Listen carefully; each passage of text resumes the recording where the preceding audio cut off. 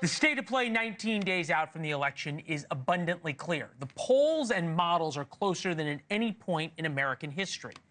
Of course, Republicans always remind us in 2016 and 2020, pollsters undercounted Trump's support. And today, Trump is doing much better 3 weeks from the election than he was doing in 2016 against Clinton or 2020 against Biden. It is stunning how much closer the race appears, hence why the betting markets give Donald Trump a significant edge. On the poly market, where people bet hundreds of millions of dollars on the outcome, just go through the swing states. Arizona, Trump up 36, Georgia, Trump up 30, Michigan up 10, Pennsylvania up 18, Nevada up 2. Altogether, Trump is a 17.2% favorite. If you look back, Trump trailed Harris as recently as August. Yet the model from our partners at Decision Desk HQ, virtual tie, 50-50, coin flip.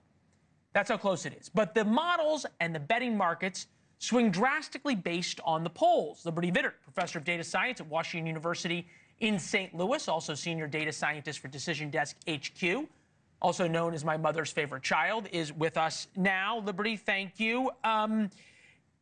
Pollsters realized they undercounted white working class men in 2016, 2020. They've adjusted by adding more of them into their models.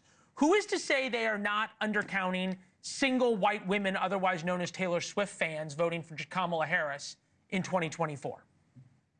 You know, I think there's nothing to say that they're not doing that.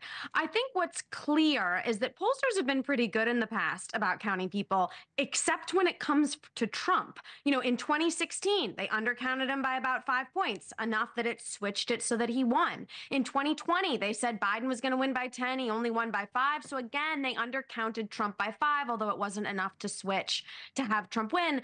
I don't think it's that out of the question that they're also undercounting him by 5 again, which means he would actually potentially win by a landslide this time. Well, yeah, then he would win the popular vote, which Republicans have not done in an awfully long time. Think about it in terms of momentum right now that we see. Kristen Davidson talking about momentum. Take a listen. Trump has momentum right now.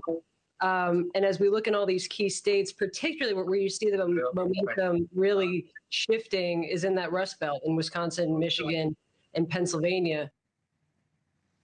In terms of momentum shift, when is the cutoff, as you guys go back and look at the data, that the momentum can't shift back? About a week.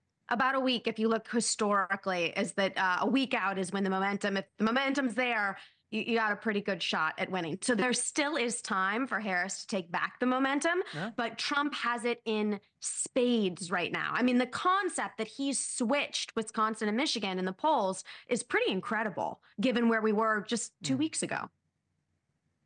Yeah, it is definitely changed significantly. Liberty, thank you very much. Back to you throughout the next couple of weeks. Thanks for watching. Go to joinnn.com to find NewsNation on your television provider. And don't forget to click the red subscribe button below to get more of NewsNation's fact-driven, unbiased coverage.